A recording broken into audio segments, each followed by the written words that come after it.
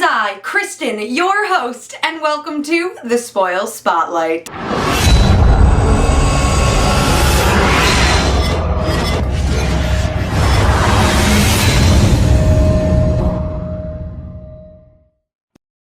For all of you new viewers out there, again, welcome. This is the Spoil Spotlight, our weekly web show where I tell you all about the Spoils news, feature your fan creations, talk a little bit about lore, and pretty much everything and anything the Spoils related. So with that said, let's start with some news. We have been counting down the days towards it, and it's finally here. DragonCon is this weekend. So if you haven't gotten your badge, it's time to get on it. You can find out all the information about DragonCon by visiting the special events section of our website or by following the link in the bottom bar below. Also, for all of you retailers out there, be sure to stop by our booth at the Alliance Open House. That will be taking place September 12th through the 15th in Fort Wayne, Indiana. And finally, if your retailer hasn't gotten their Seed Saga Game Day kit yet, we have extended the deadline by 1 whole week. Seed Saga Game Day is your very first chance to try out your new constructed decks with Seed Saga cards. It's a pretty big deal. Prizes will include promo foil resources, micromagic tokens,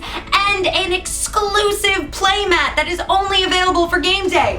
Check it out! So again, make sure to ask your retailers if they have their Seed Saga Game Day kits, and if they don't, you gotta tell them to hop on it. What are they waiting for? Now I think it's about time for a little bit of lore. Today we continue on our Seed Saga journey. Where we left off, Wodenworm, Glowspike's half-elf super-powered sons came with a plan to set the world on fire. The Swords of Great Justice were not gonna have that. They rallied their troop together to defend the kingdom of Mardoon, but their power was ultimately too great, and Giada, one of the 7 swords, lost her life.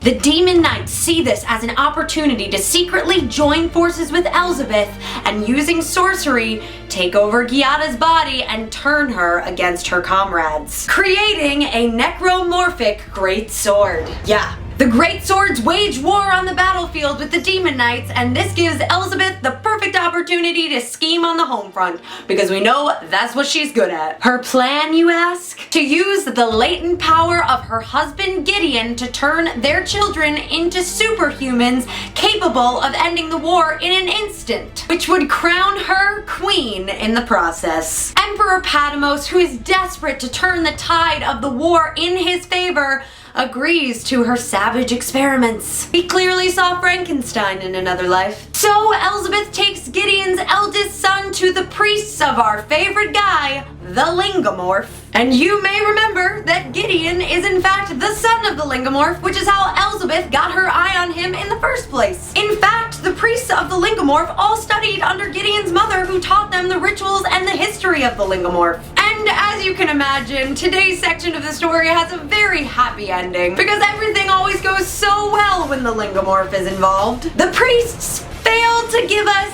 any results, and in fact turned the baby into a mutilated pile of flesh and bone.